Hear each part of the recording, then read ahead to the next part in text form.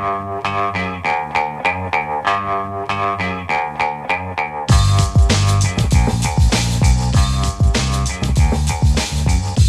the Brian Lehrer Show on WNYC. Good morning, everyone.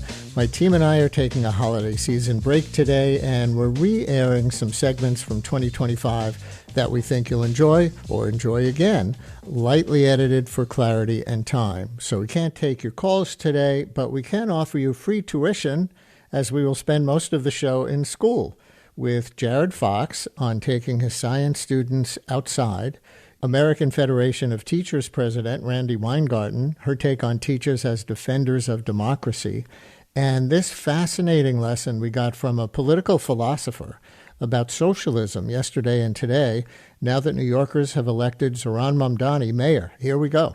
New Yorkers and others are continuing to ask, what does it mean that Mayor-elect Zohran Mamdani calls himself a democratic socialist? What will that mean in practice? Now, we know from polls and from our callers that the word socialist is not as toxic in American politics as it was during the Cold War, when the main threat to democracy in the world was perceived to be the USSR, the Union of Soviet Socialist Republics. Younger Americans don't have that in their experience and are frequently down on capitalism, which I don't have to tell you they experience as failing to provide them a path to financial stability as much as it did for their parents or grandparents, or maybe never did en masse for African Americans and other economically marginalized groups. So the word socialism was not a disqualifier, obviously, because Mamdani got elected, and arguably it was even a political plus. And maybe that's why antagonists of Mamdani have ascribed other labels to him and his politics. Jamie Dimon, we talked about this earlier in the week, CEO of J.P. Morgan Chase, described Mamdani as, quote, more a Marxist than a socialist. Back in July of this year, I guess he thought socialist was becoming benign. He had to up the ante. Then there's President Donald Trump, who's repeatedly called Mamdani a communist. You've heard this probably, but here's 15 seconds of the president addressing the American Business Forum the day after the election. If you want to see what congressional Democrats wish to do to America, just look at the result of yesterday's election in New York, where their party installed a communist as the mayor of the largest city in the nation. Not a communist, as even Andrew Cuomo was quick to point out. But what do these words mean? Communist, Marxist, socialist, capitalist, democratic socialist versus social democrat. You know, social democrat is seen as a normal term, not a radical one. Like democratic socialism strikes more people here, a normal term in Europe, and social democrat versus democratic socialist, there are actually differences, at least in theory. For that matter, what's the difference in this country between a democratic socialist and a progressive? And where on this whole spectrum does the incoming mayor actually fall? How will he take his beliefs, whatever words you use, into leadership of New York City, the epicenter of capitalism, after all? How does a socialist in office actually govern under capitalism? We need a professor of political philosophy to sort this all out, don't you think? And luckily we have one. It's Carlo Invernizzi-Accetti, professor of political science and executive director of the Moynihan Center at City College, the City College of New York, part of CUNY, of course, and author of the book, 20 Years of Rage, How Resentment Took the Place of Politics. Professor Accetti, we are now students in your class. Welcome back to WNYC. Thank you. It's a pleasure to be here. Can we start with that Trump clip? Trump doesn't find it threatening enough to say democratic socialist, I guess, so he keeps calling Mamdani a communist. What's a communist? Well, all of these terms have different definitions that change over time. And we could talk about what it means at different moments. But what Trump is doing in that clip, and what the right in this country has been doing for a long time, is using a classic Red Scare tactic, which is to try to conflate the differences between different kinds of socialism, communism, democratic socialism, reducing them to their worst possible version, which is a scarecrow, which is some conception of what the Soviet Union must have looked like itself sort of portrayed in the most negative possible light as a way of discrediting what they are attacking. And the Jamie Dimon quote, CEO of JP Morgan Chase, he must also have thought socialist was not toxic enough because he said Mamdani is more of a Marxist than a socialist. What's a Marxist? Well, again, a Marxist is somebody that follows the philosophy of Karl Marx or subscribes to it in various possible ways. All of these terms have multiple definitions. I think what it meant to be a socialist or a Marxist in the 19th century when Marx was writing is different what it is today. I think one way to begin getting our heads around these questions is to say, what is distinctive about Mayor Mamdani's own brand of socialism, and in what ways does it fit into a broader history of both American and international socialism? I think on that count, there's at least two senses in which, when Mamdani himself is asked, what does it mean that you're a socialist? He always refers to this concept of dignity, of human dignity that he subscribes to and wants to advance. And I think in that, there are two core principles that we can get to that define what Mamdani's brand of socialism is, and then perhaps distinguish it from other types of socialism. I think on one hand, there is an overcoming of what went for a long time as by the name of neoliberalism. And even large parts of the left in this country subscribe to a form of neoliberalism, understood as the idea that the market is the best mechanism for distributing social goods.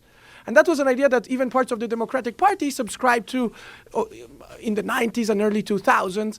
And that the Mamdani strand of socialism wants to overcome and say, look, sometimes markets fail.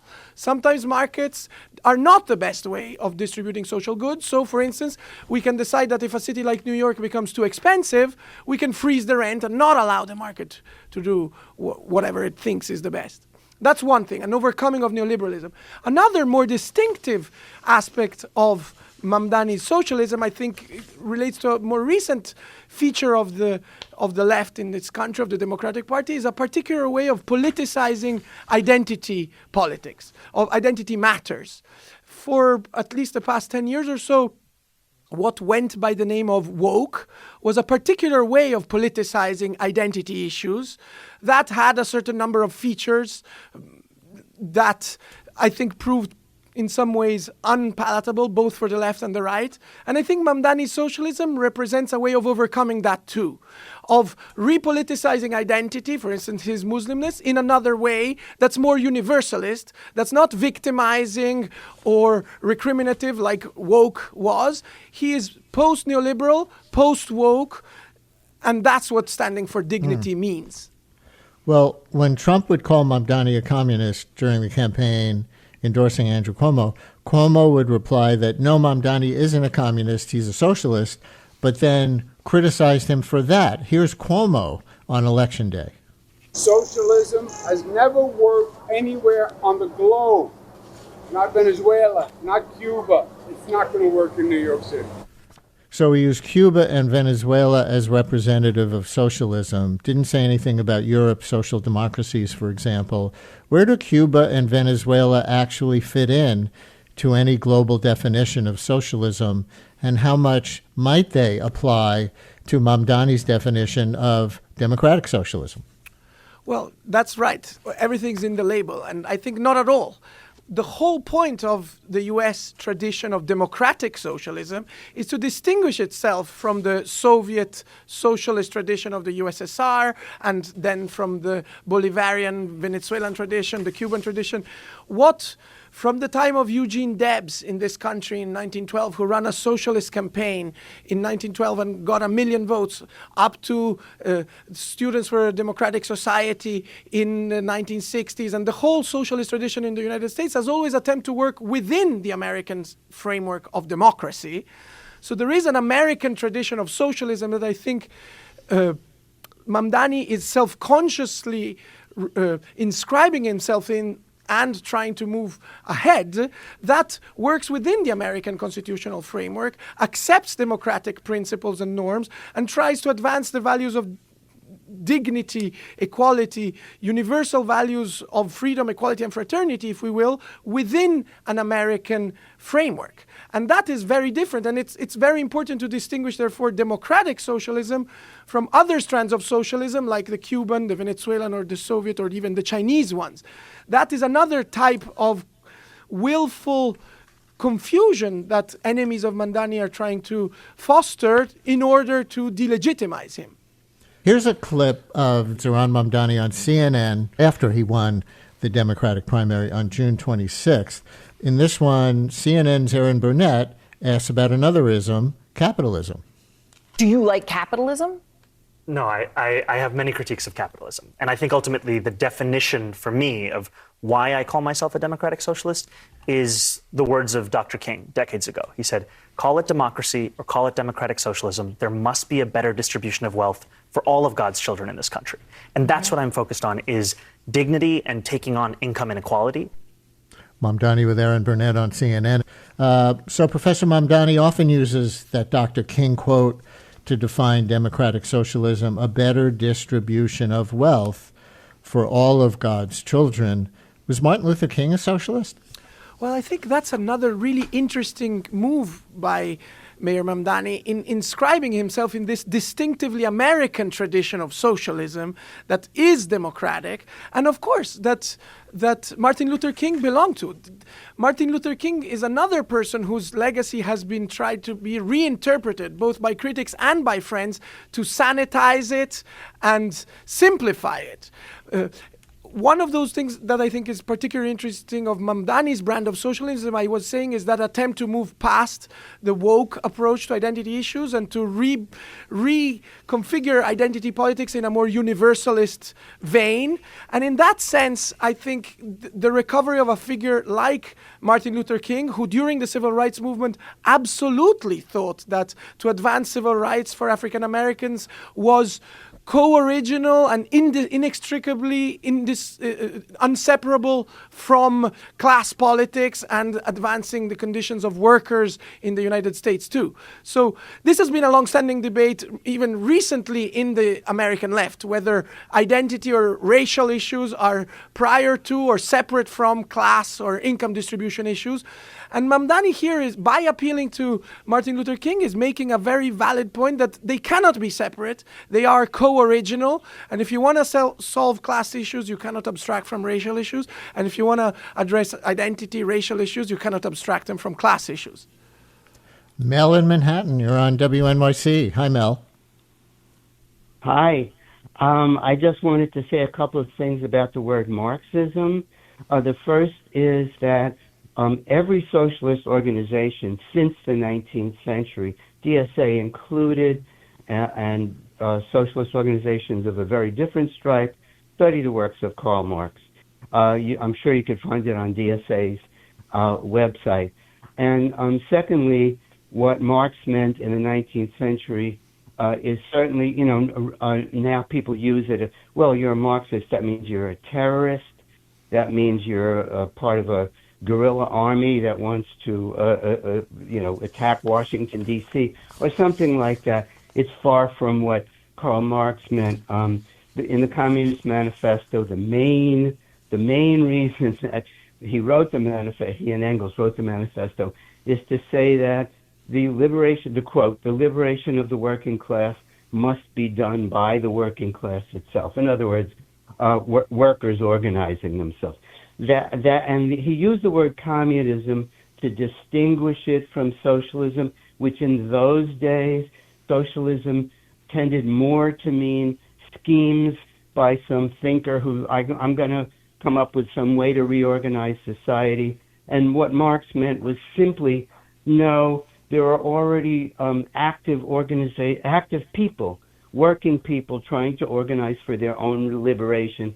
That's what I want to use the word communism, because to me, communism means that. So that's it. As a student of Karl Marx, would he have been for electoral democracy? Karl Marx was always for, and the socialist movement was always for, socialists running as socialists in, capitalist democracies. What he would not believe is that the elections in and of themselves would lead to socialism. Well, which means, Professor, that if you agree with the caller, he would have advocated other means than democracy. I don't know if that implies violence or, and of course we're not saying these things about Mamdani. That's part of the point. People are trying to tar him, like Jamie Dimon calling him a Marxist rather than a socialist. But is that a meaningful distinction that the caller makes? Right. I think Marx's own thought evolved over time. Initially, when he was younger, he was, like the caller was saying, for some kind of radicalized version of electoral democracy, and then later in his life did advocate for violent revolution and nationalization of the means of production, what he called the dictatorship of the proletariat.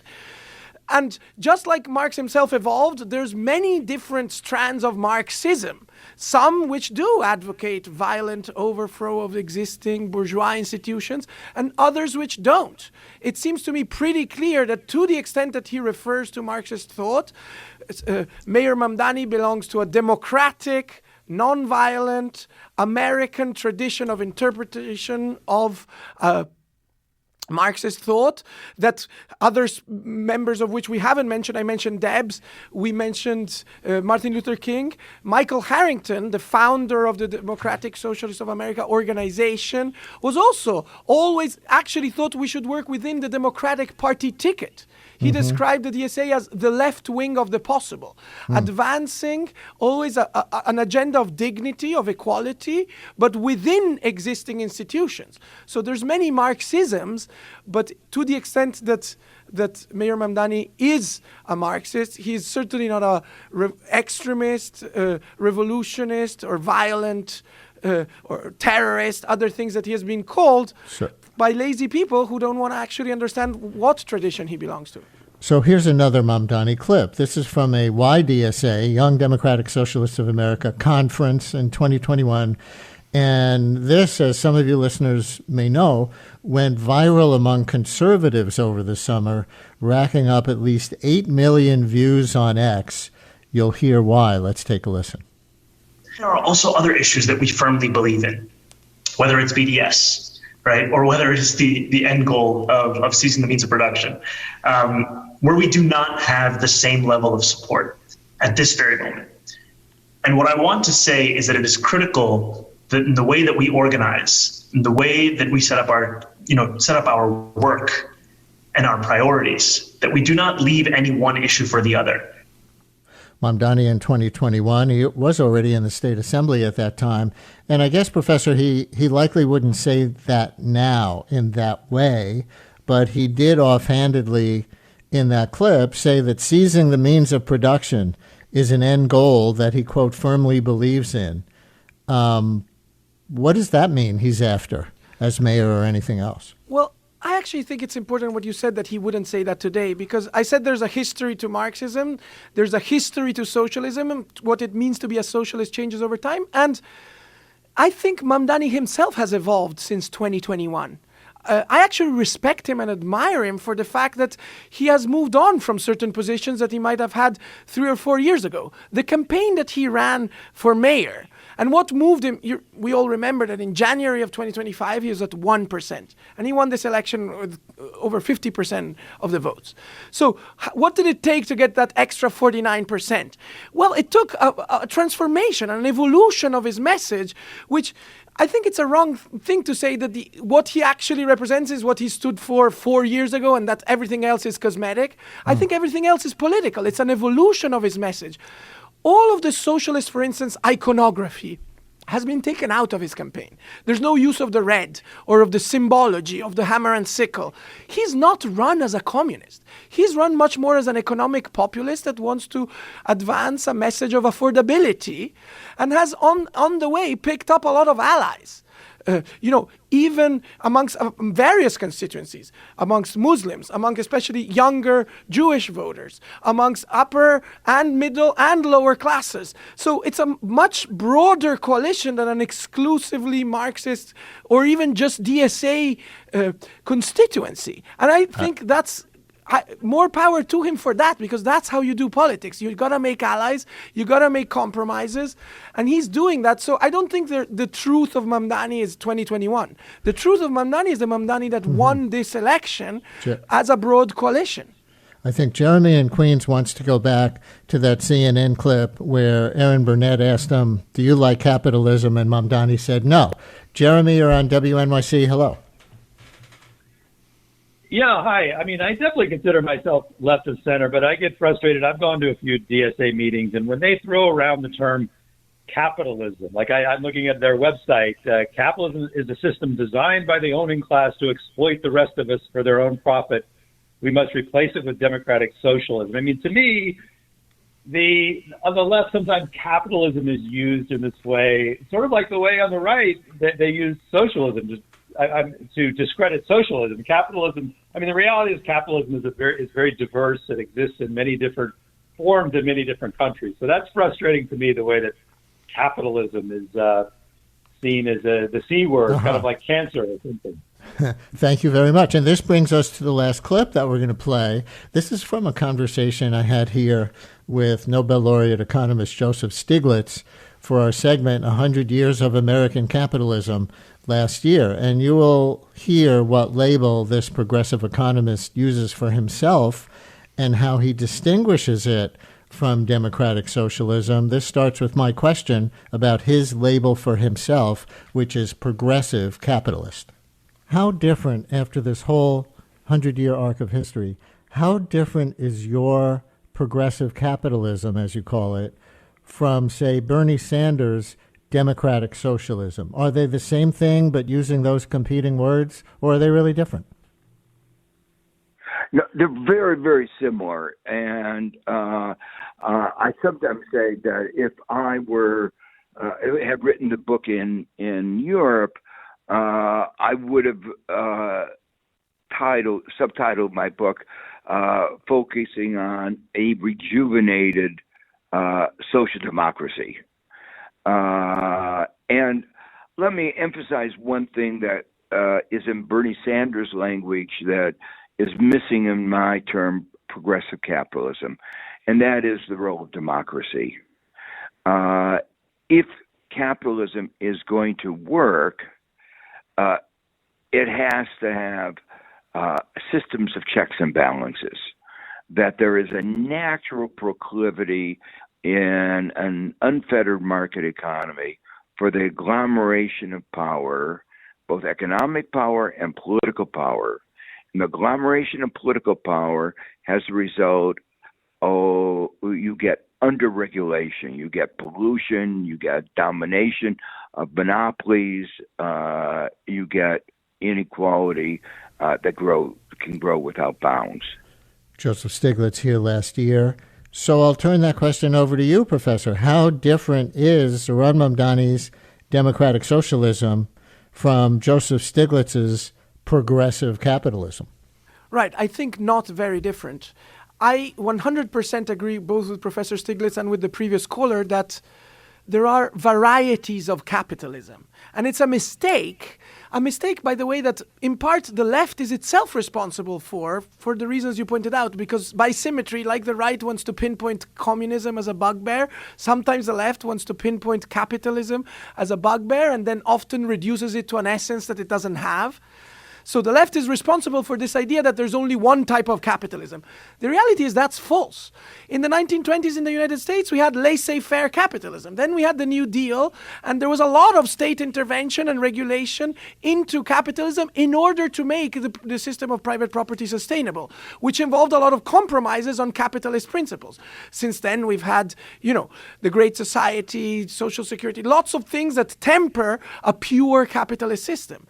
So amongst the various varieties of capitalism, many involve socialist elements. And amongst the different varieties of socialism, there are many that involve market mechanisms. So there's certainly a possibility of overlap between the two that is the space of social democracy or of democratic socialism. And that's the space that Zohran Mamdani is in. So I think it's useful to sometimes call it progressive capitalism, sometimes call it social democracy, depending on context, depending on the point that you're trying to make. But it's especially important important to make clear that this is not an un-American, anti-private property, terroristic, anti-democratic set of values. It's much more normal and much more actually germane to the American tradition than people are making it out to be. Oh, so the last thing I want to do is see if you think there's a distinction between social democracy, which is what they tend to say in Europe, and democratic socialism, which is what Mamdani and the DSA call it here. And I'm going to set this up with David in Englewood, who I think is going to say they don't really practice socialism in Europe. David, you're on WNYC. Hello. Yeah, I'm sitting in my car. I had to pull over when I heard this conversation. Let me just mention two quick things. In terms of socialism, Sweden ditched socialism over 2 decades ago. Look it up. Don't take my word for it. It didn't work. They ran huge deficits. Taxes were over 50%, and the GNP collapsed. I mean, Europe right now has no economic growth almost at all. France, if they get 1% increase in their GDP, they're just like jumping for joy. You think Americans would stand for this? Regarding New York City, New York State once had 47 Congress people. It's down to, I think it's 26 or 29. Right. People are moving away, but there's a big debate, which we've been having. Is it the rich people because we're too socialist, or is it the working and middle class people because the private sector prices are making New York unaffordable? We'll get back to that one another day. David, thank you. We appreciate your call. And using that as setup, last question. What about Mamdani's democratic socialism compared to social democracy? You know, NPR did an explainer after the election, and they said proponents say democratic socialism goes further than social democracy, which often involves a strong welfare state operating under capitalism. But the DSA says we believe that our vision pushes further, including owning some means of production that are essential, like utilities and healthcare. So that's a big question. But is there still social democracy in Europe, as the caller is skeptical of? And are they really different things, social democracy and democratic socialism? The best you can do with this in under a minute. All right. I think Europe is an evolution. There is an evolution of socialism. There are socialist elements that persist and that have been transformed, just like Mamdani is an evolution of American democratic socialism.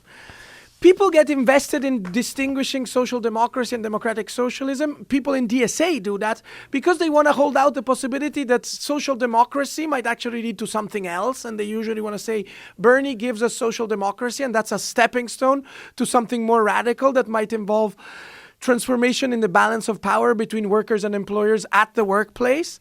And maybe social democracy is the stepping stone for something else that could be called democratic socialism. But it seems to me what won this election was pretty much something that in Europe goes by social democracy. Here is called democratic socialism, could also be called the progressive capitalism. And that's Mamdani. Mamdani, I think rightly so, is less interested in drawing these distinctions and more in making friends and bringing people onto an agenda of greater dignity for New Yorkers. So all this understanding that we were trying to do in this segment of all these political philosophies are beside the point, you're saying. They're intellectually interesting, but what won the election was the capacity to move past these distinctions. You know, Lenin once said one of the infantile disorders of the left is its tendency towards fractionism. And one of the interesting things of DSA is that as an organization, it was one of the few left-wing organizations that was not born out of a split, but out of a fusion. And in that tradition, one of the things I think is interesting of Mamdani's socialism is its, if I dare say, its Catholic components, its capacity to integrate, to bring together different strands, different coalitions, rather than to split hairs. Ending with small c Catholic. Carlo Invernizzi-Accetti, professor of political science and executive director of the Moynihan Center at City College and author of the book 20 Years of Rage, How Resentment Took the Place of Politics. Thank you so much for joining us. Thank you. Brian Lehrer on WNYC. Much more to come. The Brian Lehrer Show is on tape today, so we won't be taking your calls.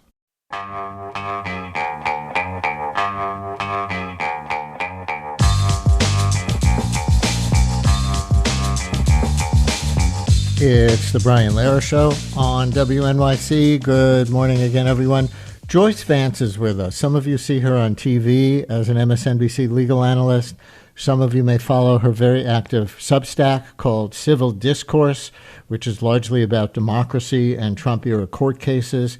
Joyce Vance is from Alabama, and during the Obama years, she was the U.S. Attorney in northern Alabama, which gives her a perspective many people on the coasts don't have. And she is a law professor at the University of Alabama. They don't just play football there. And now Joyce Vance has a book that may surprise you for how optimistic it is, called Giving Up Is Unforgivable, a manual for keeping democracy.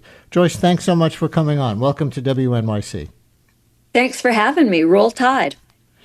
Let's start with a big idea. I knew you'd bring it back to football somehow with the University of Alabama. Let's start with the big idea in your book. Chapter 1 is called Don't Be the Frog. Who's being what kind of frog?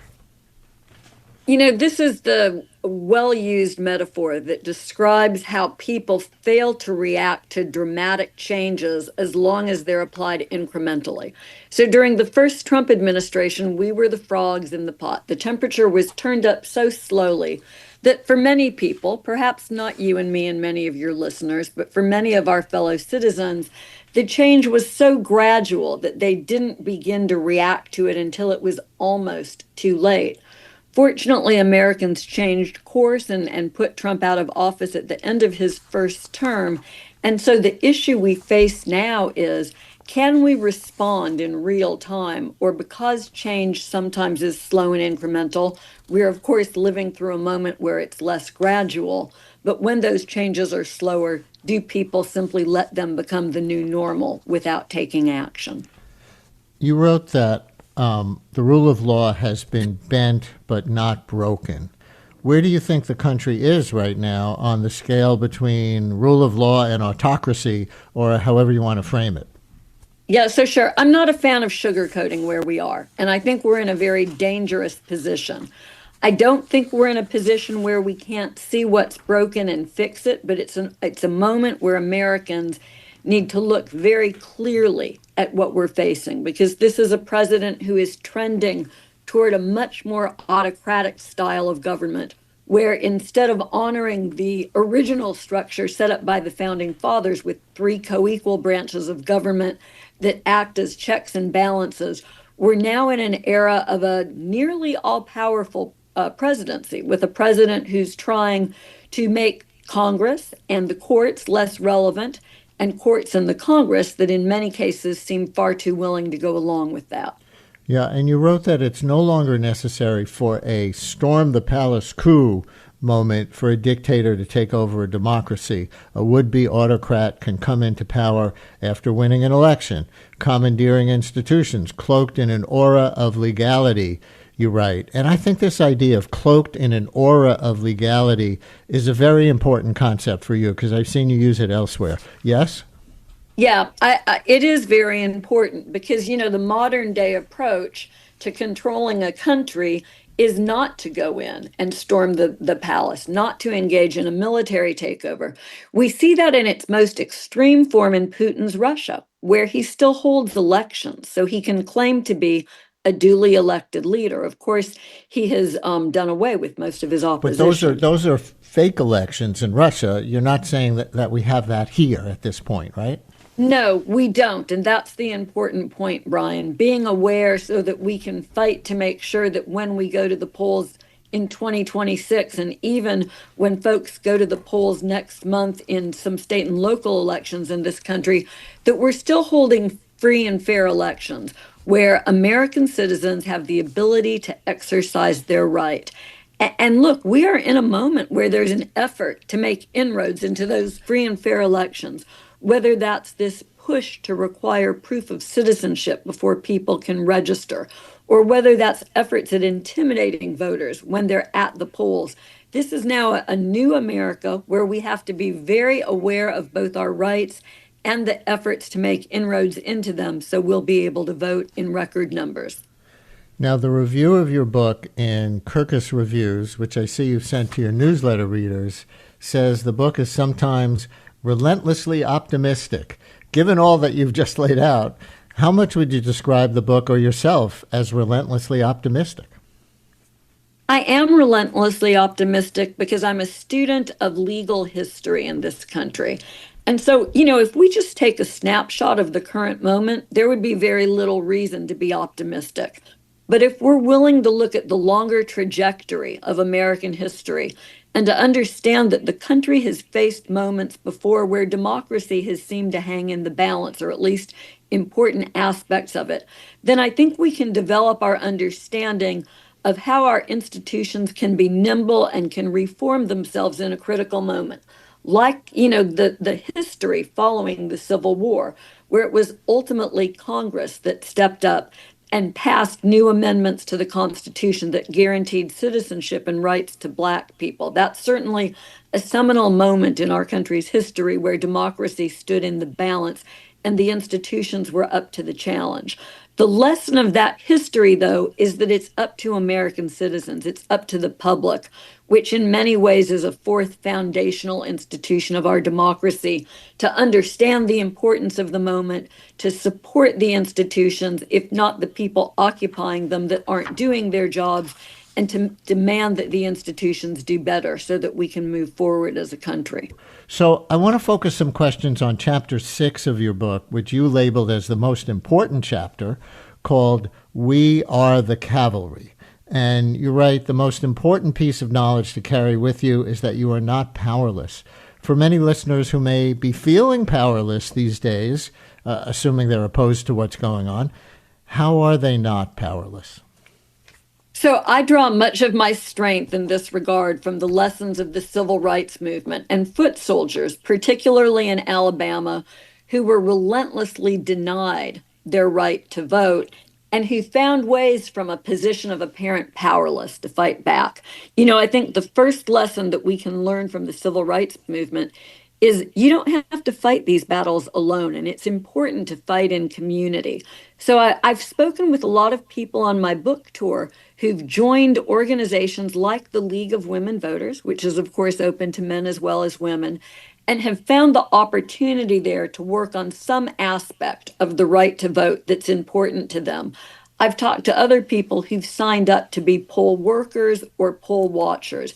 And I think the reality is, look, we all know no one would fight so hard to take away your right to vote unless it really mattered, unless it was really powerful. And so finding these opportunities to protect the right to vote can be pivotal.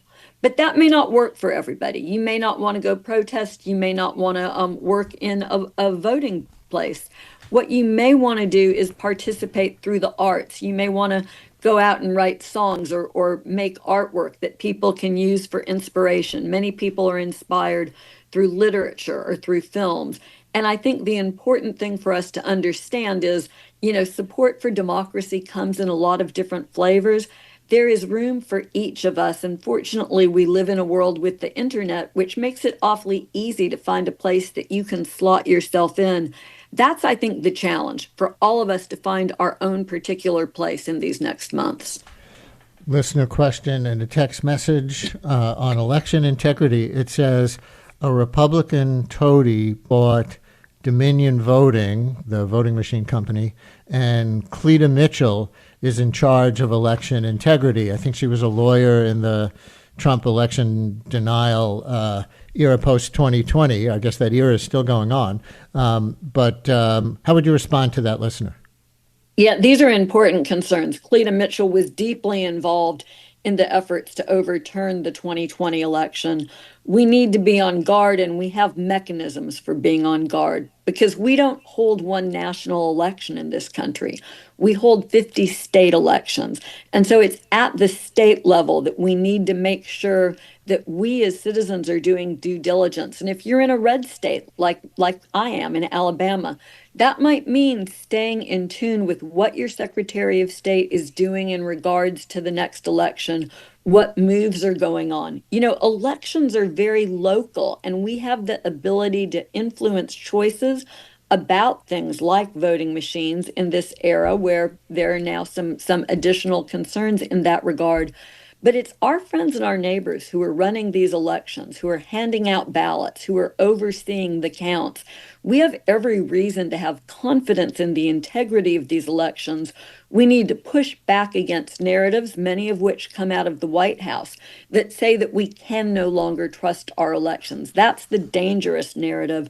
The work that we do is to maintain that integrity by reinforcing our local control over them. One of the most bracing moments of your book for me is when you describe your conversation with your son, a senior in college. And while you talked about saving democracy, he said he doesn't believe that in his lifetime the U.S. has ever been a democracy. And you wrote that pulled you up short.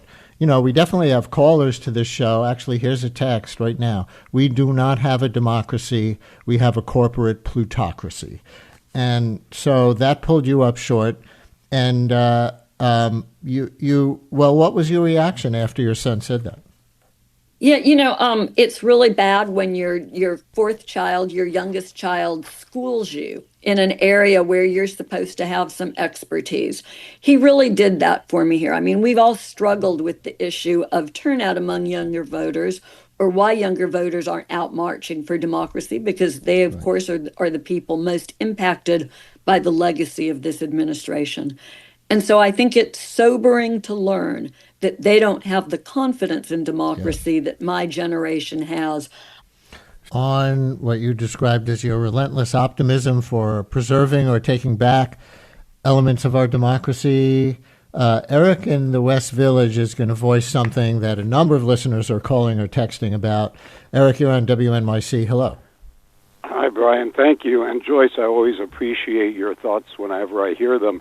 My concern, as Brian alluded to and many others, is a Supreme Court that's not holding up the laws and rules that we thought would help preserve democracy. And if you want to go full circle at the civil rights demonstrations back in the 60s that led to the Civil Rights Acts, and today, 60 years on, we're seeing a Supreme Court dismantling the good work that was done. It's very hard to remain optimistic, even though I greatly appreciate your optimism. Any comments on that would be greatly appreciated. Thank you, Eric. Hey, Joyce? Eric. I appreciate your comment and the question that's built into it, and I share your concerns. And I remember this moment back in 2011 when I was a U.S. attorney. Alabama had passed something called HB 56. It was an anti-immigrant bill, which looks a lot like the policies that we're seeing implemented nationwide right now.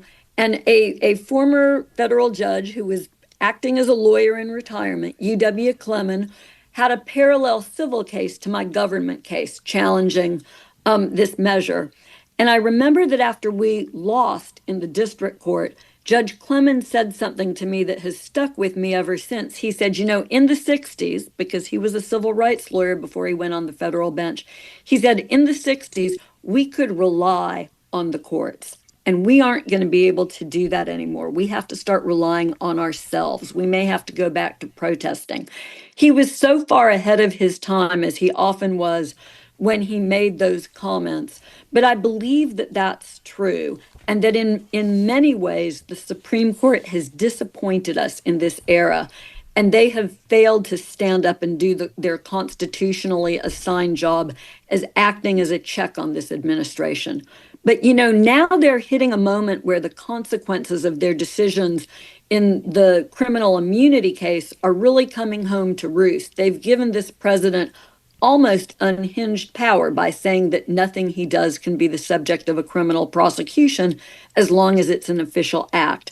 And now we're seeing a series of civil cases where the president is acting beyond what many people believe is his Article 2 authority. And it will be up to the Supreme Court to step in and say there are limitations on the presidency and you've crossed over them. I'm still waiting to see whether the Supreme Court will perform its duty there. But, this goes back to us and to when we vote in 2026 and begin to reset guardrails that will have to do with judges and confirmation in the Senate, thinking carefully about candidates, because we are seeing district judges and judges in courts of appeals who are performing magnificently and are doing everything that we could ask of them.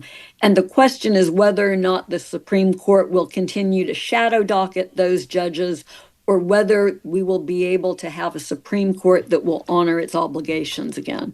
Really interesting about civil suits as a possible way around the immunity from prosecution that the Supreme Court gave the president previously. Joyce Vance, her new book, Giving Up Is Unforgivable, a manual for keeping democracy. Thank you so much for sharing it with us. Thanks so much for having me. More to come on The Brian Lehrer Show. Stay with us. The Brian Lehrer Show is on tape today, so we won't be taking your calls.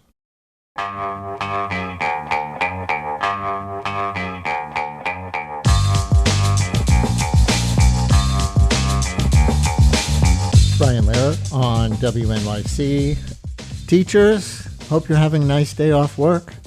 You'll be interested in this next segment. Our guest is Dr. Jared Fox, education consultant, former New York City secondary science teacher, and author of Learning Environment, Inspirational Actions, Approaches, and Stories from the Science Classroom, his new book.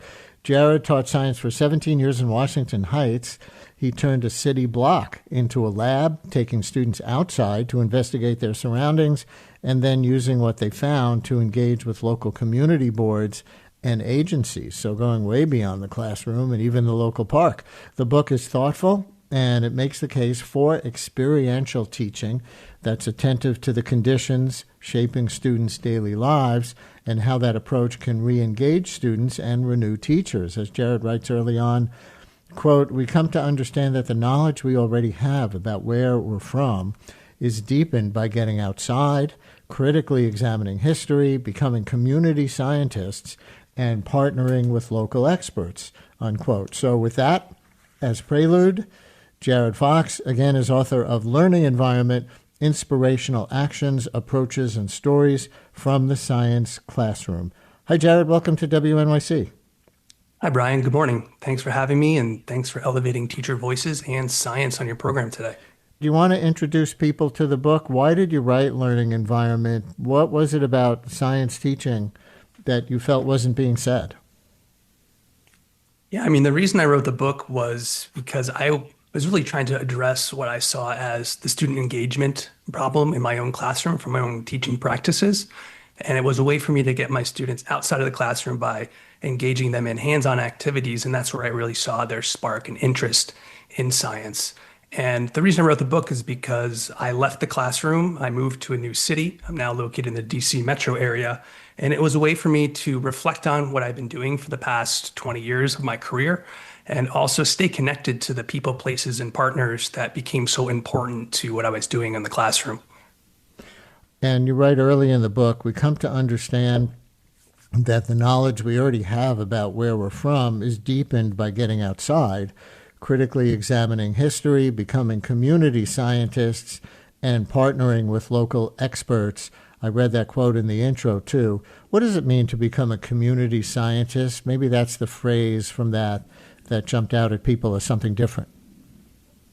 Sure. A community scientist really means that you don't necessarily have a formal training in science or how to do research, but because of where you live and the access and proximity that you have to be able to collect data and contribute to the broader scientific community, it's something that anyone can do. And it's something that I was able to do with my students. So that looked like maybe going out and being a part of New York City's once a decade street tree census, or going down to Highbridge Park, which was right across the street from our school, and removing invasive species and planting native species. Or it could be water quality samples that we brought back into the classroom to analyze, identify a problem, for example, the combined sewer overflow issue in New York City's harbors, and then design advocacy projects to kind of promote the resolution of the problems that we're seeing directly in our community.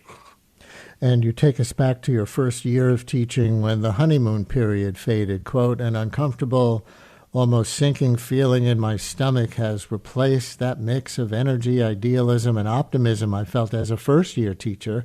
It has become apparent that my teaching practice needs to change to fully support my students' demands and my expectations. That quote from your book.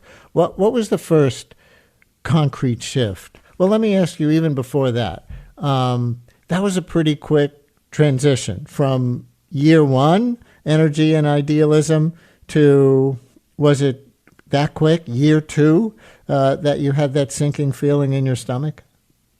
The sinking feeling was more around month 2 of year 1. And I think as a young person just out of college entering the classroom, I was teaching then in the South Bronx. I entered with all this energy and optimism about being able to provide an amazing education to the students under my care.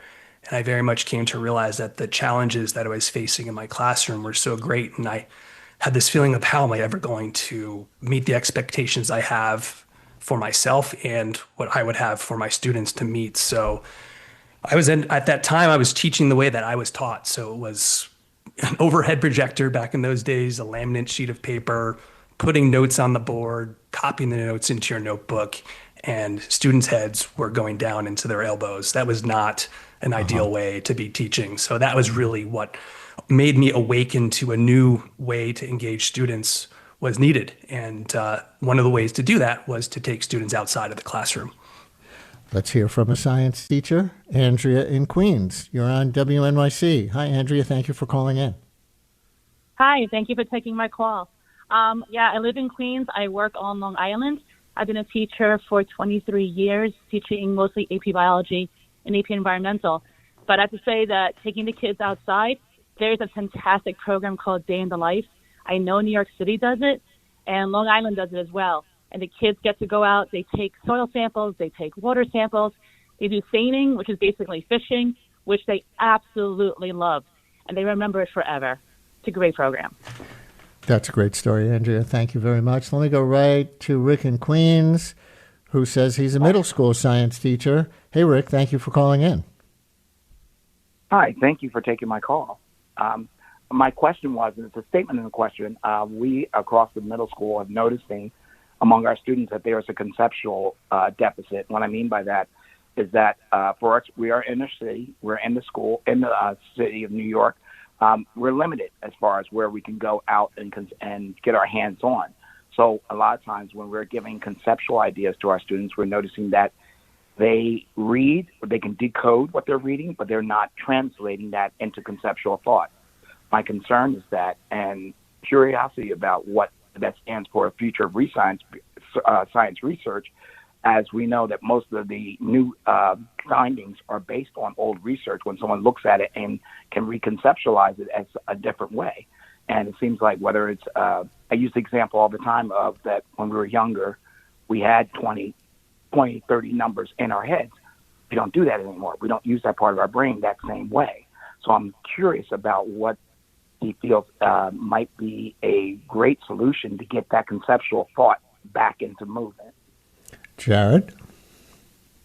Yeah, thank you for the question. I think one way to do that is what students are learning in the classroom needs to be applied to the real world of what's happening outside of the classroom. And I always felt like being a teacher in New York City, I was exposed to so many amazing organizations and people that were doing incredible work related to what I was doing in the science classroom. So one thing I would suggest perhaps is to start small and to reach out to a professional or an expert in an organization and invite them into the classroom. And then one thing that I was able to do is, based on those initial visits, create some amazing partnerships and collaborations that led to curriculum that we then had students using those things we were losing in the classroom, connected to the content, but then applying them conceptually by designing projects and then holding celebrations of learning, which were essentially a public invitation to bring outsiders into the classroom. So students were demonstrating what they knew, not only to the teacher and themselves and their peers, but to a wider audience. Helpful, Rick? Yes, it is helpful. It's interesting you mentioned about applying real world, because as often as I can, I try to take that and take what we conceptualize. And right now we're talking about geology of Mars, and we're talking about the politics of going to Mars and whether or not the amount of effort, the amount of money, and whether or not that is actually viable, whether that is something we should be doing or not be doing, not just based on the science, but based on the economics replications of it as well. Do you take a position on that in front of your class, one way or the other, on whether it's worth the money and everything else to go to Mars? I try not to. Right now, we're getting ready for a pro-con debate. I have my own thoughts because I feel as if it's a gamble. It's a big gamble. It's $1 million. It's a couple $1 billion gamble, and maybe that couple billion could be used on Earth as fixing what we have right now. So slightly jaded. Rick, thank you very much. Interesting that he's setting up a science debate, right? That gets kids engaged too, instead of just head down into your book and, read and recite facts. You think? Absolutely. Yeah, I would use Socratic circles, which is a type of discussion technique where students were sitting in two circles, one inner, one outer, and we were discussing a piece of text. So thinking creatively about not just traditionally doing science from a book or doing labs, but also how can we engage students in dialogue and critical thought, like the caller is explaining in their classroom. I mean, what they're doing is exactly what they were trying to get their students to do, is to apply what they're learning conceptually. And that project that they just described sounds one that would be interested, engaging to students, I believe. If you're just joining us, our guest is Dr. Jared Fox, education consultant, former New York City science teacher, and author now of Learning Environment, Inspirational Actions, Approaches, and Stories from the Science Classroom. And we're still inviting yours. And we have at least one call on teaching physics at a time of political doubts being raised about science. We'll get to that call in a second. Joe in North Plainfield, we see you. But following up on the previous caller, Jared, you talked about starting small. And there's an example in your book that might be really clear, what you call the one-block lab. One-block lab. Tell us about that. The one-block lab, I'm not exactly sure what you're referring to in regards to that, but it might be referring to something called the Clean Air Green Corridor. And that was essentially having students walk outside of the steps of our school and reimagine what that block could look like. Yeah, that one. Yeah. So that started actually from a 1-week course that I co-designed with my then colleague and history teacher, Eric Espin. So we were asked to freeze our normal school day for an entire week, where students took one class all day long for an entire week. And the outcome of that 1-week course was students reimagining, re-envisioning what that one block could look like based on some of the service learning activities they did, like planting bulbs, spreading mulch, and tending to the garden in our school. And from that 1 week, we were able to collaborate with community members that gave us a tour of some of the quality of life issues that they were facing, that students were also confronting, and also a nonprofit that was based in our school called Futures Ignite. And from that 1 week, where students were reimagining what their block could be and really wanted to see it as a pedestrianized plaza called the Clean Air Green Corridor, they were able to then go in front of the community board to present their ideas. At that community board, there just happened to be someone from Columbia Presbyterian Hospital and another nonprofit at that time called the Corner Project, which is now called One Point, or a Safe Needle Exchange, that on the spot pledged $5,000 each to support student initiatives. From there, we used that money to construct tree guards, those little fences that you see outside of tree pits and trees around New York City. And then from there, Futures Ignite turned that into a comprehensive programming, and along with another organization in the city called NYC H2O, where students were picking up litter on that block, weighing it, collecting data using a tool called ArcGIS field maps. So it just all goes to show how these one small things, these one collaborations, these one emails that you send out, these invitations can snowball into these amazing and beautiful things like this Clean Air Green Corridor that still has legs to this day. Joe in North Plainfield is calling about teaching science, in his case physics. Hey, Joe, thank you for calling in. You're on WNYC. I don't teach physics. What I do is I generate a conversation with my students in which physics shows up. And what this means is that my students must have great linguistic capability. They must be able to reason and think. That's just in language, okay? And what happens is my students, they are not equipped because the normal everyday conversation does not include language which describes the concepts of physics. And so we spend a lot of time developing vocabulary so that when I start talking about physics, they can understand the conceptualization of it. Mm-hmm. And also I have to reteach them the math. So, I'm always asked the question, what does physics have to do with my life? And I say nothing and everything. We're supposed to, physics does not have any relevance to our everyday life. You can't use it immediately, but eventually you begin to understand through the study of physics the underlying principles that govern the world around us, and that enables you to interact with it effectively and get to do what you want to do. My pitch to them is you got to cooperate with the universe. If you cooperate with the universe, you will get what you want. If it'll give you what you want. If you want to fight it, if you want to have your emotions get in the way of what you think about the world. And most of my students have no idea how the world really works, but they do after the end of the course. That's a beautiful way to put all of that, Joe. Thank you very much.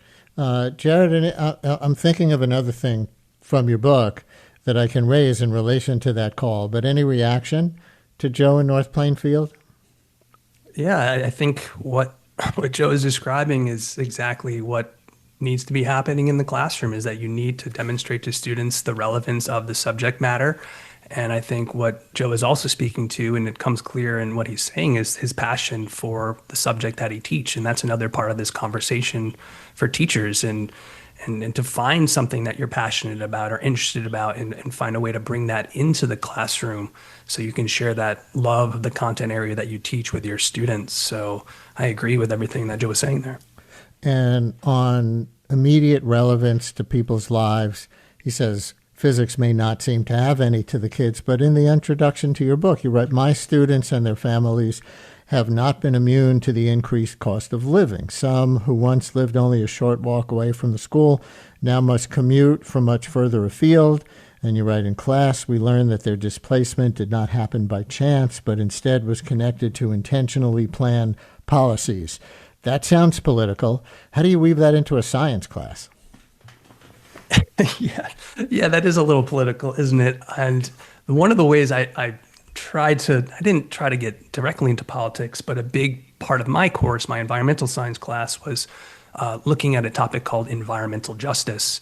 And for there, I tapped into another partner in Northern Manhattan called We Act for Environmental Justice. And really, environmental justice is all about making sure that you have the same living and working and playing conditions, as well as a meaningful involvement in the decisions that are made to make sure you have that healthy environment, regardless of where you live, what you look like, or where you come from. And in North Manhattan, in Washington Heights, where I was teaching for the last 11 years, those are some very real issues that we're facing. So as a teacher looking to connect my students to the world around us, I couldn't not involve that issue in my classroom. And in fact, my students were going out and identifying some of the environmental injustices around our neighborhood, from air quality from the I-95 Trans-Mountain Expressway that went right through the neighborhood, to other issues like the lack of access to green space. So those were all things that were drivers of curriculum and projects in the classroom that we celebrated with the public around us. And then that gets them interested in the pure science that you can then communicate, right? Right. That's kind of the hook, is like you have this relevant, contextualized, very local experience that students are facing that you can then use to help them deepen their background and expect them to become experts in these topics, because they know that they're going to have to share those with people at a public celebration of learning at the end of the unit or project or semester, whatever it may be. We're going to take one more call, but we're going to go really far afield. Can you stand to talk to Kathleen in Mahwah, who is an English teacher? What? Somebody from the humanities? Kathleen, you're on WNYC with Jared Fox. Hi. Hi, Brian. Thank you for taking my call. I'm so excited to speak with you. I am a retired English teacher. I taught high school English since the 80s. But one of my courses that I taught was interdisciplinary course that had engineering students, communications students, and theater students. And we did a lot of problem-solving things. But really the reason for my call is science fiction. in order to teach science, you have to stimulate imaginations. And science fiction writers are so creative and so imaginative. And getting the kids to think, like, what if? Because most science fiction stories are grounded in fact, things that have already happened and exploded on the page in crazy imaginative ways. One technique that I used was taking science literature, science articles. There was an article in New York Magazine about 10 years ago about what would happen in the atmosphere if the temperature rose a degree every year. And I had the kids write a short story taking one of those elements, like if your blood boils, I might have the facts wrong, but if your blood boils at, 108 degrees, what's going to happen to human beings? So it's another way of approaching the same problem. I think we have science fiction coming in policy these days, but that's another show. Kathleen, thank you very much. What about the interdisciplinary approach to creative science teaching? Any response to Kathleen, and then we're out of time. 100%. Interdisciplinary collaborations is something that I firmly embrace in my own classroom and encourage other educators to do. And in fact, it's the way that New York State as a whole is moving with the dissolution of the Regents exam requirements upcoming and then adoption of more of this portrait of a graduate. So interdisciplinary collaborations in sciences in all classes are going to be increasingly important for the world that our students are going to be expected to face and live in the coming days. And we close with this very nice text. Listener wrote, "The amount of thought, time, and energy teachers invest in their lessons and into our kids is astounding and inspiring. We are always so grateful and honored to have such amazing teachers in our lives here in New York City," writes that listener. And with that, we thank Dr. Jared Fox, education consultant, former New York City science teacher, and author now of Learning Environment, Inspirational Actions, Approaches, and Stories from the Science Classroom. Thanks for sharing it with us. Thanks, Brian. Let's keep showing teachers the love. The Brian Lehrer Show is on tape today, so we won't be taking your calls.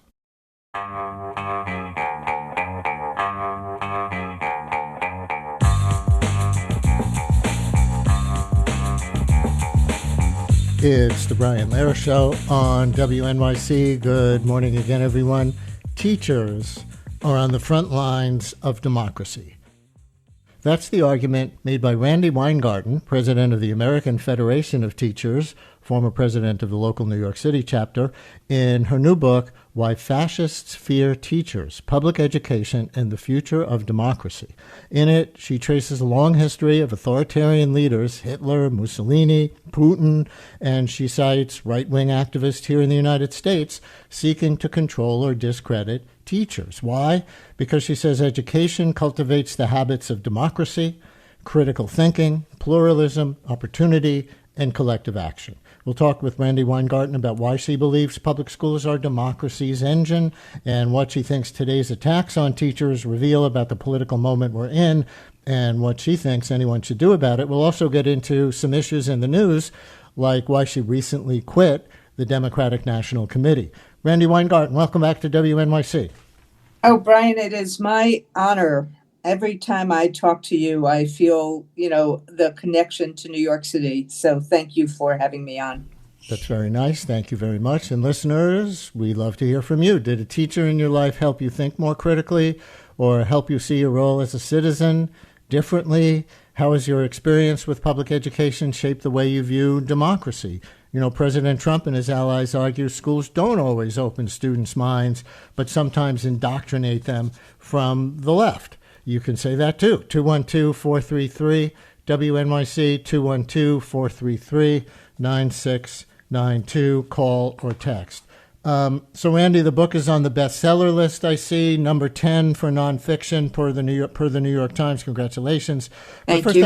I have to ask if you regret the title in light of calls to turn down the temperature after the assassination of Charlie Kirk with the words, "Hey, fascist, catch," found on bullet casings. Look, I very much regret and have stood up against political violence wherever it is from. And when Mr. Kirk was assassinated, I was out there condemning it in the strongest terms. asking my members all across the country to do whatever they can to de-escalate. But I do not regret the title of a book that is both a warning and a sign of hope about what to do. What I saw, Brian, in the last election, and look, I'm a social studies teacher, and I've complained mightily for a long time that the testing and the high stakes testing that we've done for years in America's public schools have stymied us from doing the work we need to do for people to really truly understand civics and understand the differing kind of governments that have existed in the world, not just in the United States. And so, I'm critical of myself as well. But what I saw in the last election, which is when I was writing this book, is that people do not know what fascism is. They don't know what authoritarianism is. We may know from our own history that, that the founders did the work they did in the Constitution, the separation of powers, both state and federal, and the three branches, to try to stop us from ever having another king or another monarch. But I saw in General Kelly's comments, when he talked about fascistic behaviors, people saw it as political. They didn't see it as the warning. So my title here is about a warning. I do not call anyone a fascist per se.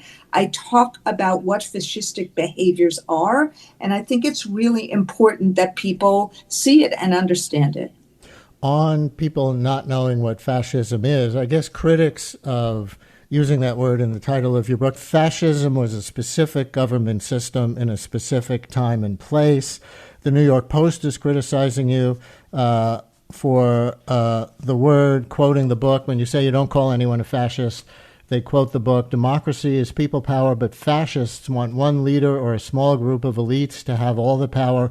And that's what's happening in the United States, with billionaire Trump having enabled his shadow governing partner, Elon Musk, the wealthiest person in the world, to act as his co-president. So one might ask, that might be oligarchy, but is fascist more inflammatory and historically overreaching than is good for the country? Well, let me just say this. Let's separate out the political arguments from what I was trying to do here. The point in terms of, and I use the terms oligarchy, authoritarianism, and fascism, not interchangeably, but I do use them in different kinds of ways. What fascism is not simply the consolidation of power by oligarchs or by billionaires, which is what is happening in this country right now. You don't have to even think about Elon Musk, just look at the big ugly bill, which, sorry, my term for it, that it's the biggest transfer of wealth from working folks to billionaires that we've ever had in this country, a bigger transfer of wealth than in the Gilded Age. So oligarchical issues are part of it, meaning the concentration of wealth, the income inequality, which frankly, I think is one of the reasons, ironically, that people voted for Donald Trump. They want, and why some same people voted for Donald Trump, AOC, and maybe in the primary, Zohran Mamdani, because they want they want people to deal with affordability. But the issue about fascist governments is the difference, the most important point I can make, and Jason Stanley makes this point, and Tim Snyder makes this point, and Ruth Ben-Ghiat makes this point, the historians make this point all the time, is that it takes this notion of loving the past and makes the past into something that is beloved, and says that the present, what is going on in the present, is so bad and so dark, and the others are challenging our life so much. And the others could be immigrants, they could be Jews, they could be people of color, but the others are challenging our life so much that the others need to be not only denigrated, but dehumanized. And I use as an example, for example, what happened to Austrian Jews during the Nazi regime. Initially Jews were not sent to the camps. Initially, they were told and instructed to actually get on their knees and wash the streets in their Sunday or Saturday best, to dehumanize people. So all of this is on a spectrum, and people have to understand the behaviors. You cannot actually, as a teacher, you cannot actually understand what to do about something if you don't understand the behaviors or you don't understand what it means. And all you see is a very, very scary word. So that's what I tried to do. And on some of the history, in the introduction to the book, you tell the story, for example, of Norwegian teachers and relating it back to education, resisting Nazi occupation by wearing paper clips and continuing to teach in secret schools despite arrests and beatings. What does that story tell about the power of teachers that you think still resonates today, or reasons why they may have been targeted in the past under actual fascist regimes? Well, some of the historians and sociologists I quote talk about how authoritarians are very, very concerned with people knowing critical thinking or people thinking for themselves. I mean, remember, what Putin said. Putin said wars are won by teachers. And so what we are supposed to be doing is we have to teach kids how to think, not what to think, but how to think. And it's not that, and you know this about me quite well, and I know this about you and others in New York quite well. We all have our opinions. You might have 7 million people who live in New York. You'll have 8 million opinions. And and many of us are not shy about expressing them. That is really different than actually understanding fact from fiction and being able to discern fact from fiction. And part of what critical thinking is, and part of what teachers do, is that. But the other point I was trying to make in the story about the Norwegian teachers and the paperclip is that it's not just about education, it's about community.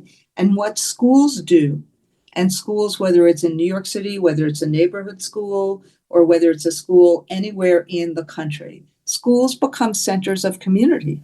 They become places where people who are different get to understand each other, get to see each other, not just get to tolerate each other, but actually start understanding differences and seeing differences. And that's what schools do. And school teachers try to create a welcome and safe environment for each and every one of our kids. That's part of the reason, look, we're in locus parentis during the school day. It is part of the reason that many of us around the country are fighting to protect our immigrant kids, because we don't want our kids being taken from us in the middle of the day by a guy with a mask.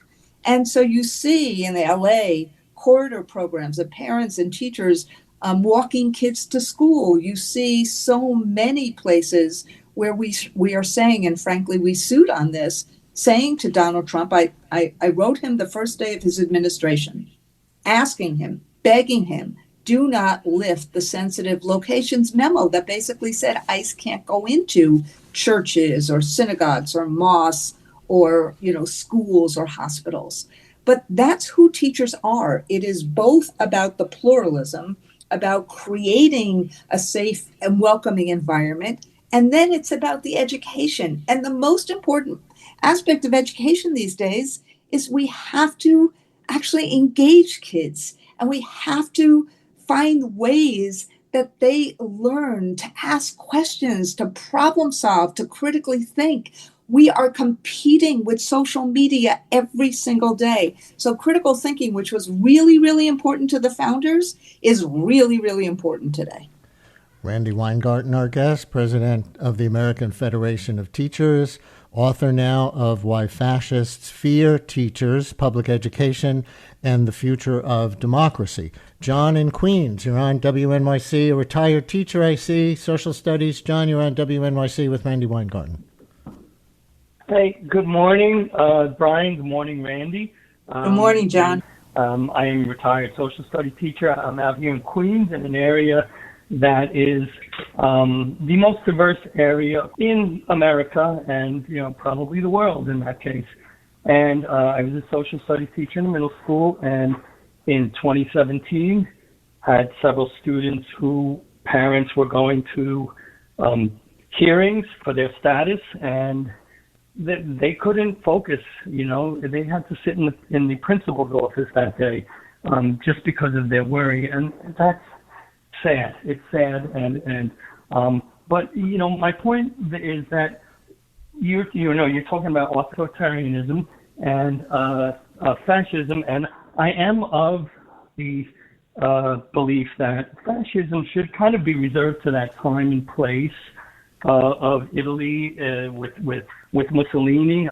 But when I talk to adults who are not so familiar with history, as maybe I am, the fact about authoritarianism is it doesn't happen overnight. When you study Hitler and the Nazis, my question is, how do we let people really understand that this is something that creeps up? Like the old Hemingway quote, suddenly, then all at once.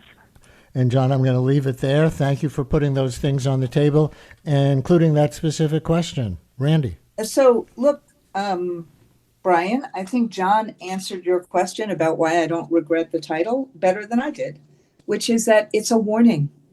And I was shocked in the late stages of the 2024 election that, Trump called Kamala Harris a fascist.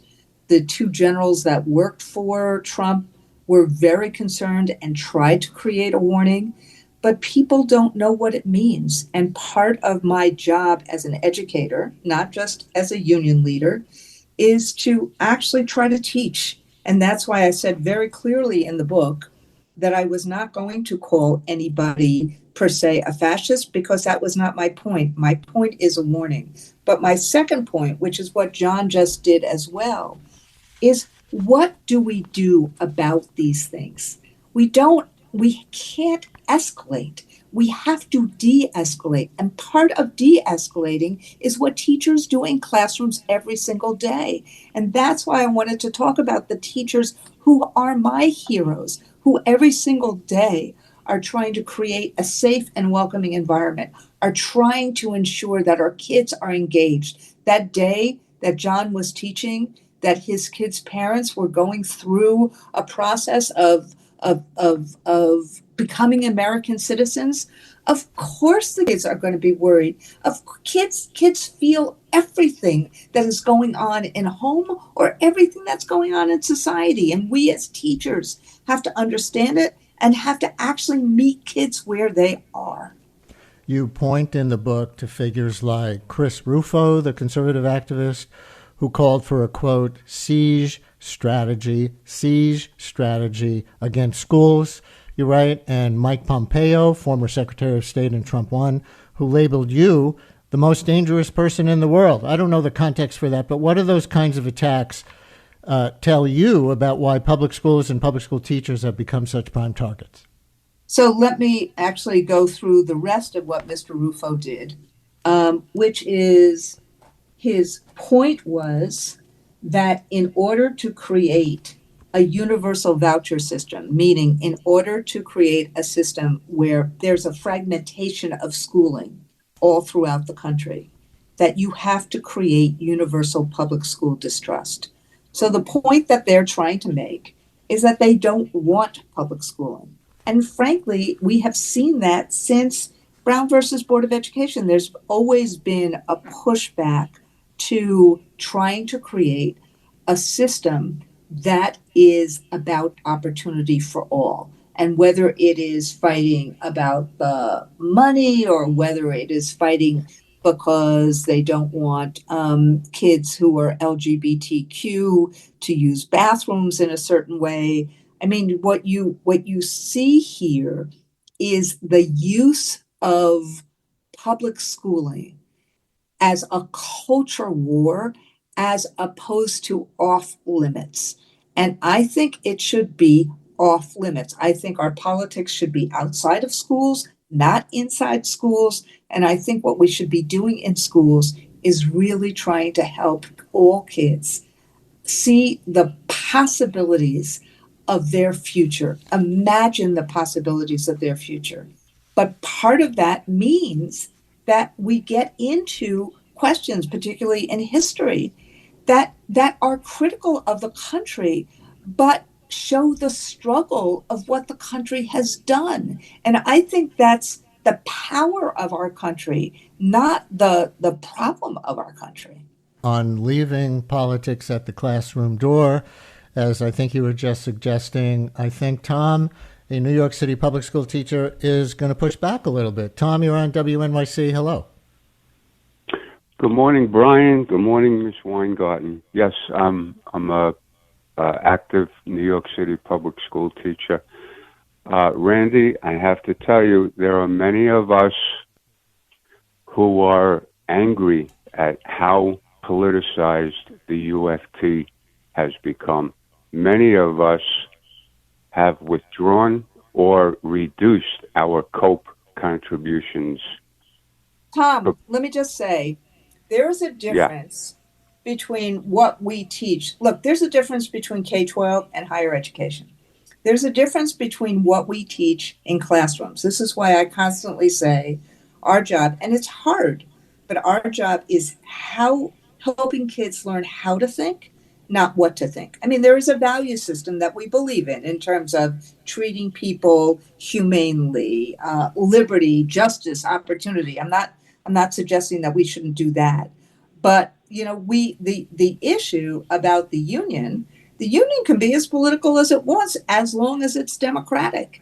And you have a right to pull back on your COPE contributions. If, you know, you don't like the direction of the union, you have a right to vote for different leadership if you don't like the direction of the union. The union, you know, meets every month in these, you know, as you and I both know, in these multiple 100-person delegate assemblies.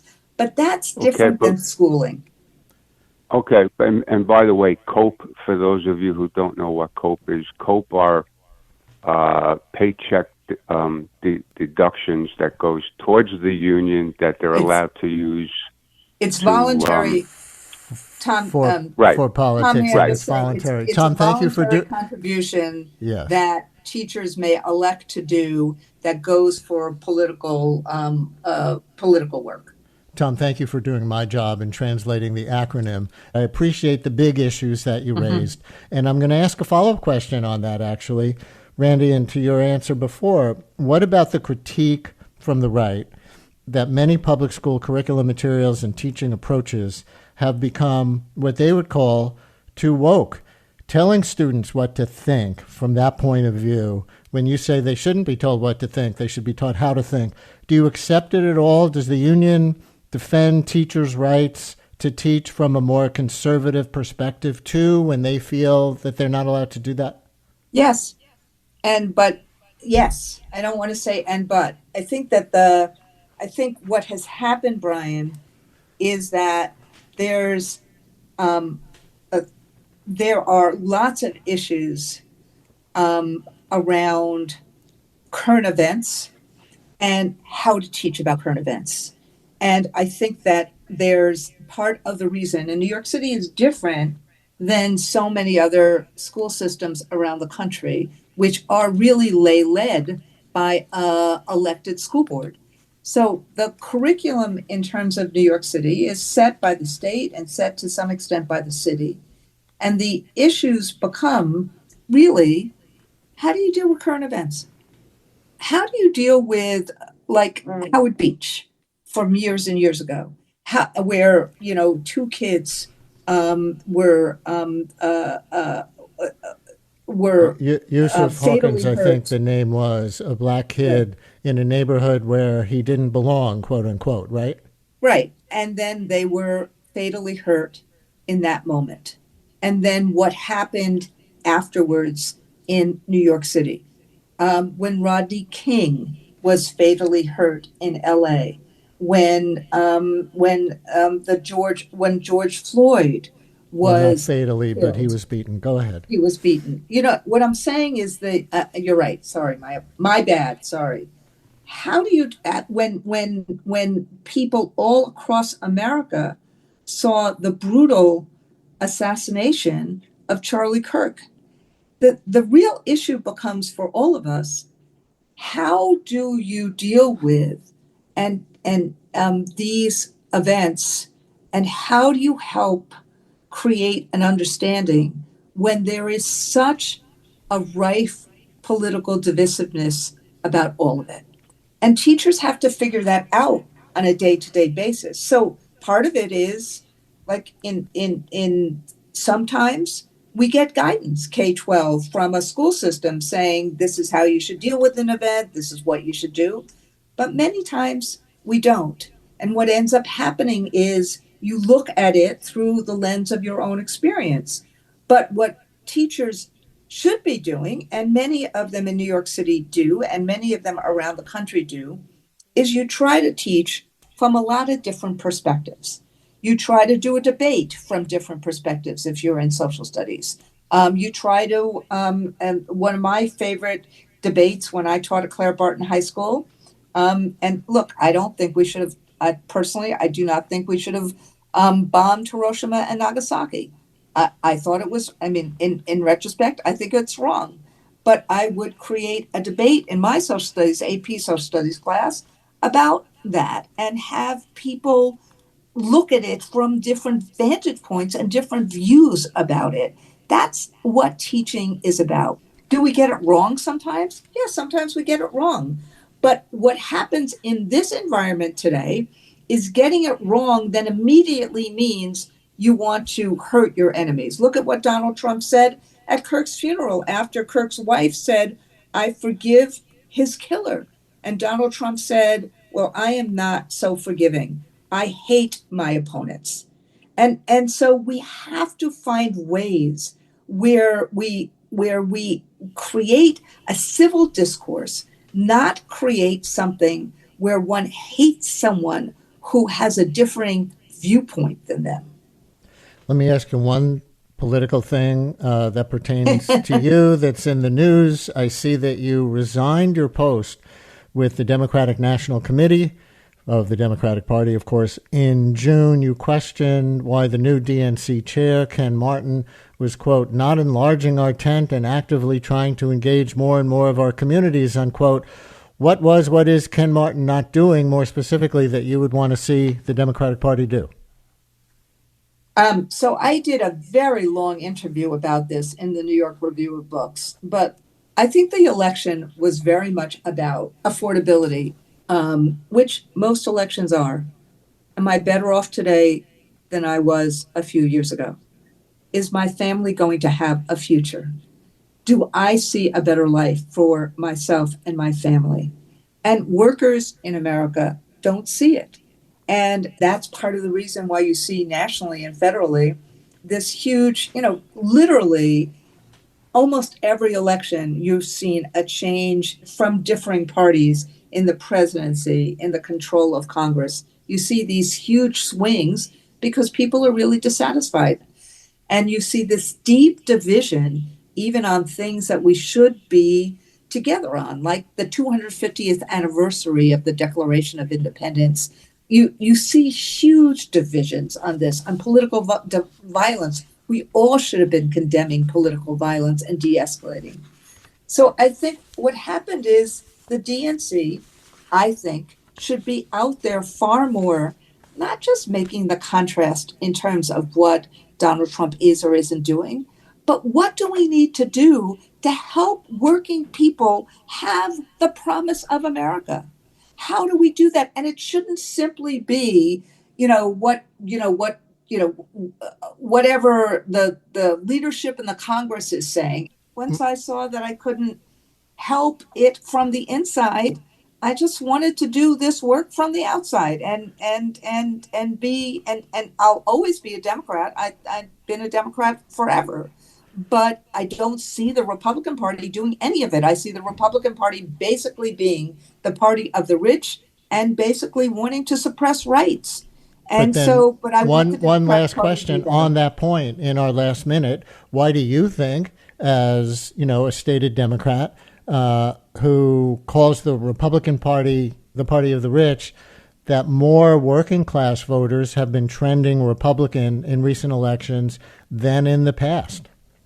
I think because there's a disappointment and a sense of betrayal. You'll hear a lot of people say, my parents and my grandparents, they voted for FDR. And this actually gets back to even your first question about the title. We are so far away from World War II and the fight for freedom that people don't feel it, they don't see it anymore. There is a sense in this country, and I see it from statistics. I see it from what I see in the Midwest. A non-college graduate male is making 20% less today, adjusted for inflation, than he was 40 years ago. That means we're not doing what we need to do to help Americans thrive. And that's what I want to fight for. Randi Weingarten, president of the American Federation of Teachers, is now author of the book, Why Fascists Fear Teachers, Public Education and the Future of Democracy. Thank you for joining us. Thank you. Brian Lehrer on WNYC. More to come. The Brian Lehrer Show is on tape today, so we won't be taking your calls.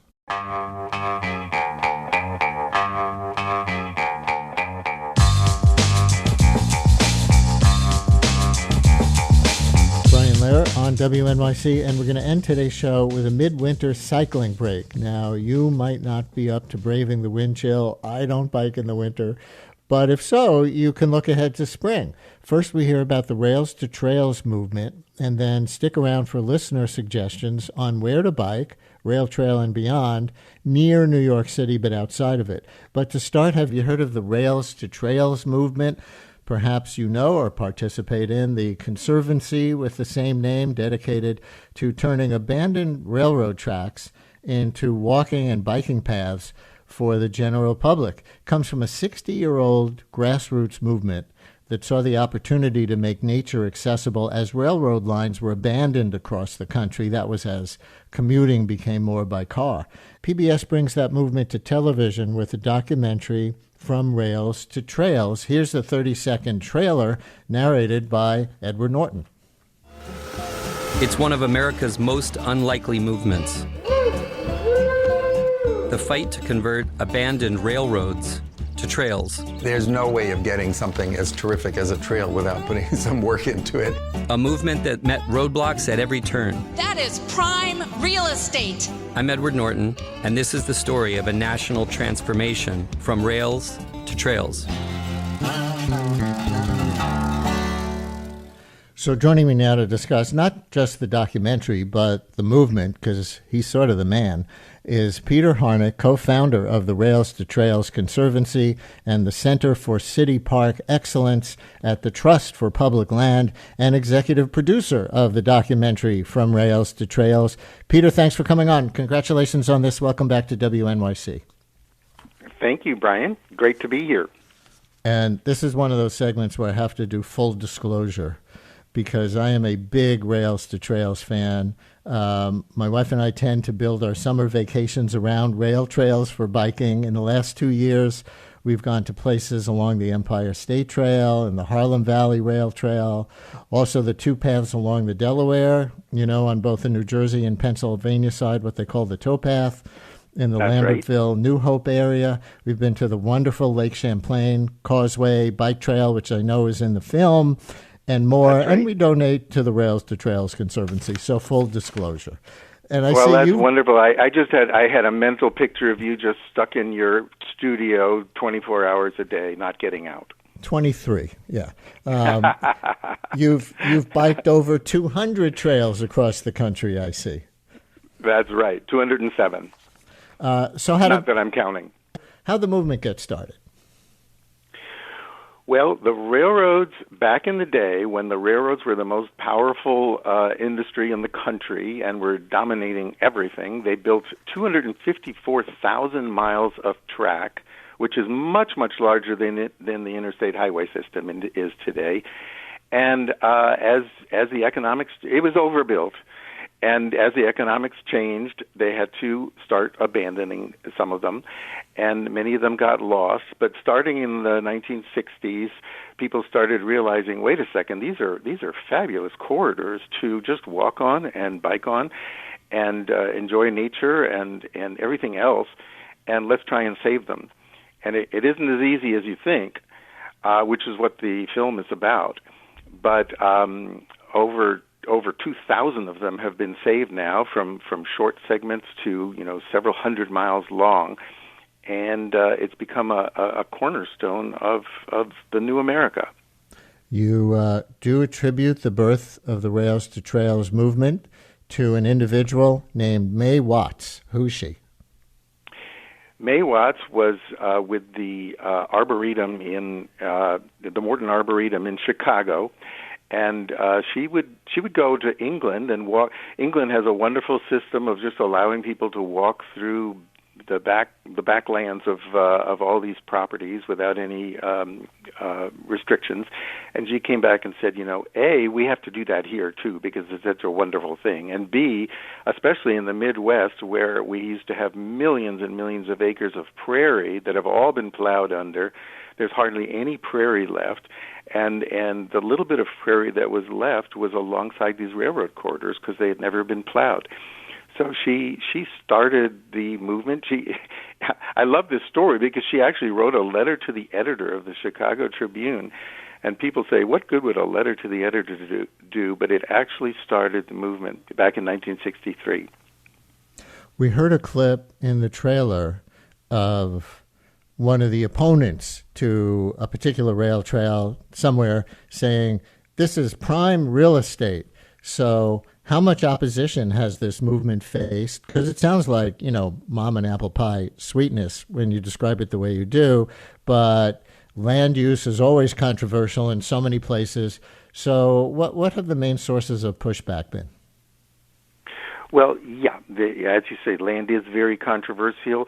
The railroads acquired the land in numerous different legalistic ways way back when, and especially in agricultural territory and in farm country, there's often lore in the family. Well, our great-great-grandfather, the railroad stole the land from our great-grandfather, and they said if they ever stop running, we'll get it back again. And in some cases that's true, and in other cases they got the land in different ways. It's a legal morass, and many of these rail trail projects end up in court to try and straighten out who owns what and who paid for what and who needs to get repaid for what. Congress and for a while it looked like every time there was an abandonment, which is a legal procedure, an abandonment. Then the corridors got all split up, and it was really impossible to put them back together like Humpty Dumpty. But then Congress passed a law saying that if a railroad abandons a track and a local community thinks that it might be reusable for railroad purposes in the future, which might be mass transit or any other kinds of railroad uses, we can use it as a trail in the interim. So that's called rail banking. It's putting the railroad corridor into a bank for the future and using it as a trail. So quite a few trails that you've been on and some others are banked. Others have been purchased outright and are owned by the city, the county, the state. Mm-hmm. So it's a lot of different ownership, but there is conflict. Let me get a few callers on with their favorite rail trails. And one or two are calling and texting to oppose some ones in our area that are either proposed or that are up, and they don't like that they're there. Michael in Park Slope has a favorite. Hi, Michael. Hi, good morning. Thanks for putting this program on. My favorite is the Elroy to Sparta bike trail in the state of Wisconsin. Beautiful. That's featured in the movie. Terrain. And it has some interesting tunnels. That's right. Tunnels, like through the mountains and forests and tunnels. Bill in Manhattan has another one. Hi, Bill. Hi. For years, we've been, my wife and I have gone up to the Cape, and we started there about 2008. And the thing that attracted us most was the rail trail, the Cape Cod Rail Trail. And so my wife loves it so much that last summer she injured herself, couldn't ride a regular bike, and we actually purchased a recumbent trike had it shipped to the Cape and put together by a local bike shop.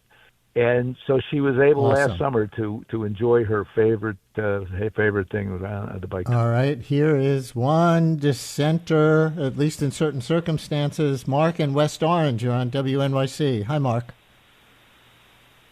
Hello there. Yeah, I think it's a great idea. However, there is a proposal that has been approved to have an old railway from Montclair to Hoboken, where it should have been saved for light rail, for commuting purposes, and public transportation. That was a waste of an opportunity, in my opinion, because it can never be claimed back. Yeah, and another, I'm just going to jump in for time. Another listener writes, Rails to Trails is great, except in denser urban areas where right-of-way is near priceless for reusing as mass transport. 30-second answer on this, Peter? Well, practically all of us love railroads. We're all big fans of railroads, and we're not calling for the disassembly of any railroads anywhere. We say if the economics doesn't work out for a railroad use, then let's use it as a trail. If the economics works out for reestablishing it as a railroad, we're all in favor of that. Plus, with rail banking, you can put the railroad back in, and then there's this new thing called rails with trails, where in some cases you can put a trail alongside a railroad and get a double benefit out of it. Now we say goodbye to Peter Harnick, co-founder of the Rails to Trails Conservancy and the Center for City Park Excellence at the Trust for Public Land, now executive producer of From Rails to Trails on PBS. But let's keep listening to callers on the best places to ride a bike outside New York City, both rail trails and not. Dan in Sleepy Hollow, you're on WNYC. Hi, Dan. Hi. I love taking my bike on the train to Poughkeepsie. And then you have unlimited riding in Ulster County and Dutchess County, and especially on the Empire State Trail. You can go to New Paltz, totally unencumbered by cars, and you can bike all the way back to the city from there. You can go up into Minnewaska State Park and bike up to Kingston. Agree. Poughkeepsie is a great place to pick up that trail. You can go across the river, like you're saying, to the New Paltz side, or you can go back toward Hopewell Junction on the Empire State Trail. I've done that one. That's a really nice route. So thank you. How about Ed in Manhattan? You're on WNYC. Hi, Ed. Hi, how are you? So I've been biking for 35 plus years, and virtually every serious cyclist leaves Manhattan Saturday and Sunday, goes over the George Washington Bridge and up 9W, first maybe stopping in Sparkill at the market, or in Bunbury's in Piermont, or finally maybe up to Nyack, where there's a great French pastry place called Patisserie Dumas. Places to eat along the bike route north of the George Washington Bridge. Oh, and look, Santos and Park Slope, you go across the bridge, but then you go south the other way? I sure do. I go left. I've gone up 9W many times, by the way. But yes, I go left, and if you go left off the bridge, and you go maybe, I don't know, half a mile at the most, you'll on the left-hand side, it's all downhill from there. You'll hit River Road, which is an undulating path. It's actually a two-lane highway, not a highway, but a road. Yeah. And it goes undulating, and it follows the Hudson River all the way up to maybe Nyack. And Thank you very much. Going back up, yeah, and unlike the rail trails, those are on road quite a bit. I happen to know, just for the information. Some coming in texts on Long Island. Listener writes, there's a great bike path from Robert Moses State Park to Fire Island. He says, nice, easy trail, has done with the kids. And another one, Cedar Creek Park in Wantar, running along the Wantar Parkway to Jones Beach. Brian in Springfield, you're on WNYC. Hi, Brian, at Springfield, New Jersey. There's one in every state. What you got? Thanks, Brian. I will tell you that the South Mountain Reservation in Essex County and the Watchung Reservation in Union County are really great. And I'll throw in a pitch for the Great Swamp up in Morris County.